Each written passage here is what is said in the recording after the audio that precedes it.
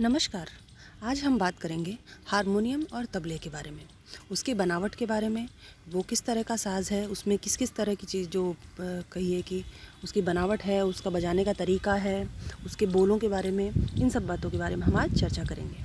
Harmonium जो है वो कृत्रिम ध्वनि वाद्य है। देखिए इसको ये जो वाद्य है वो देखने में आपको ऐसा लगेगा कि पता नहीं किस श्रेणी में आ रहा है, पर ये सुशील वाद्यों की श्रेणी में आता है, क्योंकि ये धोकनी से बजता है। मतलब हवा के प्रेशर से जब आवाज़ निकलती है तो इस तरह के जो वाद्य हैं जिनमें फूंक कर या हवा के द्वारा साउंड प्रोड्यूस होता है, वो जो वाद्य हैं वो सभी सुशील वाद्य की श्रेणी में आते हैं। हारमोनियम वाद्य जो है वो शास्त्रीय संगीत में स्वर देने के लिए यानी कि बेस स्वर के लिए प्रयोग किया जाता है और संगति के लिए भी इसका प्रयोग होता है। सुगम संगीत हो, फिल्म संगीत हो या लोक संगीत हो, ये सभी प्रकार के संगीत में इस वाद्य का प्रयोग किया जाता है और बहुतायत में किया जाता है। देखिए मूल रूप से जो ये वाद्य है वो विदेशी वाद्य है, ये भारत में बना हुआ नहीं है, लेकिन 19वीं शताब्दी के करीब इस वाद्य को भारत में जब लाया गया तो उसके बाद ये इतना पॉपुलर हुआ। जैसे कुछ एक नाम ऐसे हैं जिन्होंने शास्त्रीय संगीत में तो इसको बहुत ही कहिए कि महारत हासिल करवाई या प्रसिद्धि दिलवाई। उनमें गणपत राव भैया जो हैं उनका नाम बहुत प्रमुख रूप से लिया जाता है। उन्होंने हारमोनियम को बहुत प्रसिद्ध किया। शास्त्रीय संगीत के कहिए कि उपशास्त्रीय और फिल्म संगीत और लोक संगीत, इसमें तो हारमोनियम प्रसिद्ध हो ही रहा था, पर संगति के हिसाब से जो एक प्रसिद्धि दिलवाने का कार्य है वो गणपत राव भैया ने किया। इसके बाद इसका जो उत्पत्ति है और उसका विकास जो है उसका तो बहुत ज़्यादा कुछ पता नहीं चल पाता है कि भारत में ये किस तरह से आया और कैसे पॉपुलर हुआ, धीरे धीरे कैसे लोगों ने इसको अपनाया। इस सब का तो बहुत ज़्यादा इतिहास नहीं मालूम है, लेकिन इसकी बनावट जो है उसके बारे में हम बात करते हैं। ये लकड़ी से बना हुआ एक पेटी की तरह होता है, जिसमें पीछे की तरफ धोकने लगी होती है, जहाँ 5 या 7 इस तरह छिद्र बने होते हैं। उन छिद्रों से हवा अंदर जाती है और उसके बाद जब कीज पर प्रेस होती है और पीछे जो धोकने लगी है उसको जब हम आगे पीछे करके हवा का प्रेशर बनाते हैं, उसके बाद इससे आवाज़ निकलती है। वो तब निकलती है जब इसके ऊपर जो पट्टियाँ लगी हुई हैं या कीज़ लगी हुई हैं, कहीं ब्लैक और वाइट, उन कीज़ को जब आप प्रेस करते हैं तो ध्वनि उत्पन्न होती है। तो धोकनी जो है उससे हवा जब भरी जाती है तो उसके ऊपर वाले भाग में जो ये पट्टियाँ बनी हुई हैं उसको दबाने पर जो है स्वर निकलता है। हारमोनियम में 15 काली और 22 सफ़ेद पट्टियाँ लगी होती हैं। ये जो मैं पट्टियों की बात कर रही हूँ ये कीज़ हैं, वाइट और ब्लैक। इसमें कम से कम 3 जो अपने सप्तक हैं उसका प्रयोग इसमें पट्टियों के रूप में दिखाया जाता है। कम से कम 3 सप्तक का आप इसमें सफ़ेद और काली दोनों ही पट्टियों में बजाने में प्रयोग कर सकते हैं। मंद्र सप्तक, मध्य सप्तक और तार सप्तक। इसके अलावा जैसे जो बड़े कीबोर्ड्स वगैरह हैं उनमें और भी सप्तक उसमें ऐड हो जाते हैं, मतलब उसमें और कीज़ और ऐड हो जाती हैं, जैसे आपने पियानो वगैरह देखा होगा। इसके अलावा कीबोर्ड्स जो हैं बड़े बड़े, उसमें भी इस तरह की चीज़ें होती हैं। पर हारमोनियम जो है वो बेसिक एक इंस्ट्रूमेंट के तौर पर होता है और इसमें टेम्पर्ड स्केल का यूज़ होता है। स्वरों के जो स्थान है वो एकदम फिक्स रहते हैं। तो इसमें कम से कम 3 सप्तक का समावेश किया जाता है एक स्टैंडर्ड हारमोनियम में, वाइट कीज़ भी और ब्लैक कीज़ में, दोनों ही में। इस वाद्य का प्रयोग जैसा कि मैंने आपको बताया शास्त्रीय और उपशास्त्रीय दोनों ही प्रकारों में किया जाता है। हारमोनियम जो है वो 3.5 सप्तक में बजाया जाता है।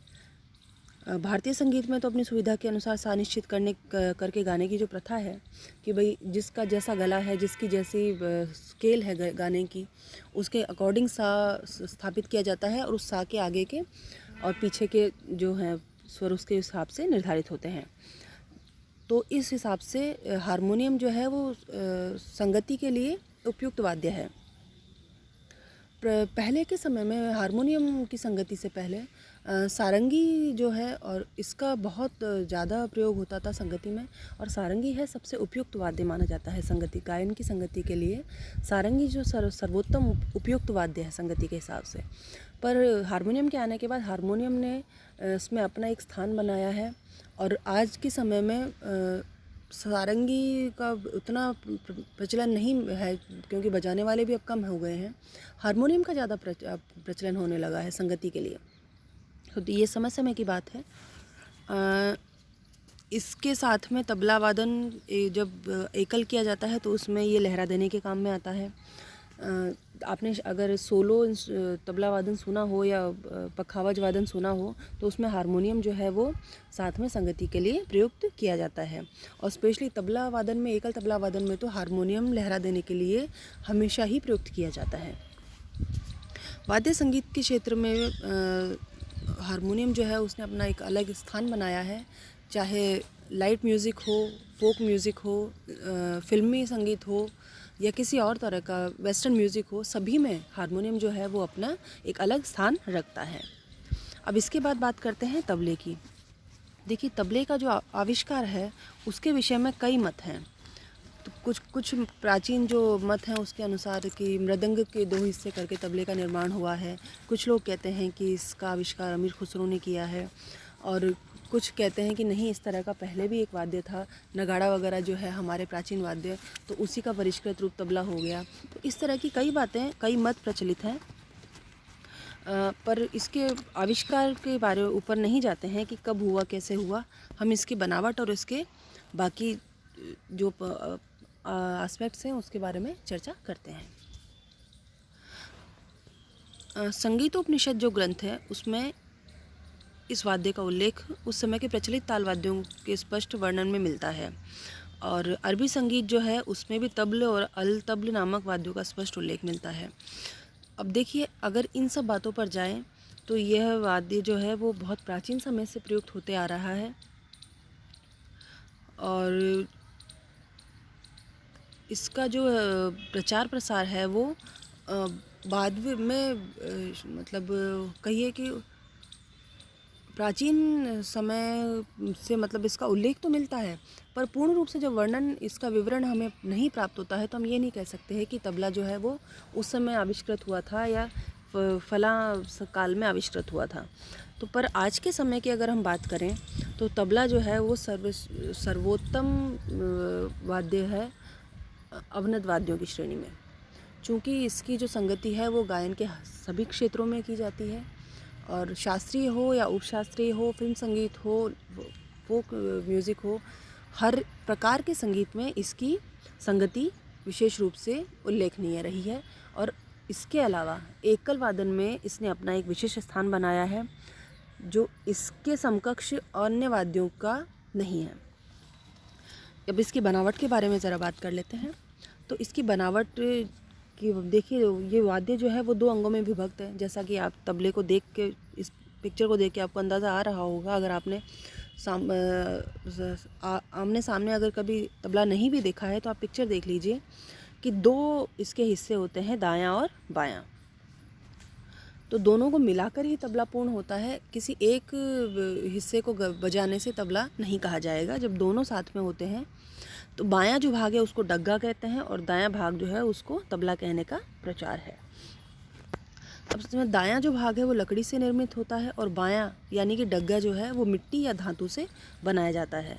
देखिए, वो लोहे से भी हो सकता है, एल्यूमिनियम से भी हो सकता है, पीतल का भी हो सकता है, तो किसी भी धातु से बनाया जाता है, या फिर मिट्टी का भी होता है।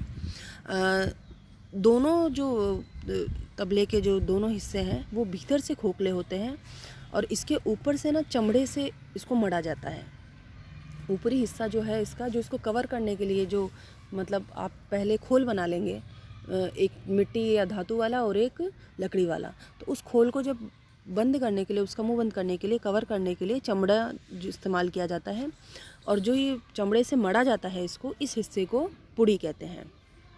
इस हिस्से के ऊपर गोलाकार शाही लगी होती है और शाही जितनी अधिक होती है स्वर उतना ही इसका नीचा रहता है, और शाही जितनी कम होती है उतना स्वर इसका ऊंचा होता है। इस बात का आप ध्यान रखिएगा कि शाही जितनी ज़्यादा होगी स्वर उतना नीचा होगा, और शाही जितनी कम होगी स्वर उतना ही ऊंचा होगा। जैसा कि तार के मामले में भी होता है कि तार जितना लंबा होगा स्वर उतना नीचा होगा, और तार जितना छोटा होगा स्वर उतना ऊंचा होगा। अब इस पुड़ी जो ऊपर जो कवर किया हुआ है चमड़े से, उस पुड़ी के चारों ओर चमड़े का एक हार जैसा गुथा हुआ रहता है। उसे गजरा कहते हैं।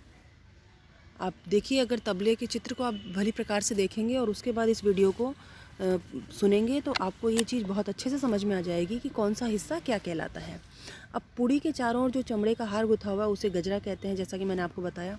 इस गजरे में 16 छेद होते हैं जिन्हें घर कहते हैं। इन घरों के बीच में से चमड़े की एक बड़ी सी कहिए एक तार जो कहिए उसको पिरोया जाता है।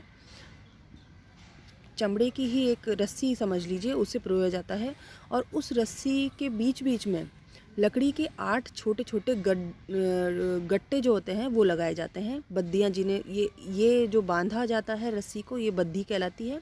इसके बीच में लकड़ी के गट्टे लगाए जाते हैं जिनको ऊपर या नीचे खिसकाने से स्वर ऊंचा या नीचा होता है। और तबले में जो रस्सी लगाई जाती है यह भी ऊपर और नीचे से गजरे से बंधी होती है। पुड़ी में जो बोल बजाने के स्थान हैं वो 3 स्थान होते हैं जिन्हें निकास स्थान कहा जाता है। पहला जो है वो शाही है, जैसा कि मैंने आपको बताया कि बीच में काला काला जो हिस्सा है वो शाही कहलाएगा। शाही के बाद बीच का जो हिस्सा है वो शाही के जस्ट बाद वाला जो हिस्सा है वो मैदान कहलाता है या लत कहलाता है। और जो किनारे पर जो चमड़ा लगा होता है वो चाटी कहलाता है। और चाटी के बिल्कुल बाहर की तरफ जो है किनारे पे गजरा मड़ा होता है। तो आप जब पिक्चर देखेंगे तबले की और साथ में इसको सुनेंगे तो आपको ये चीज़ समझ में आ जाएगी। तो सबसे पहले बीच वाला स्थान जो है वो शाही है। शाही के बिल्कुल पास में जो चारों तरफ खाली स्थान है वो मैदान कहलाता है। और मैदान के पास में जो चारों तरफ चमड़े की जो एक पट्टी लगी होती है वो चाटी कहलाती है। तो ये तबले का और हारमोनियम का विवरण हुआ। आज के लिए इतना ही। धन्यवाद।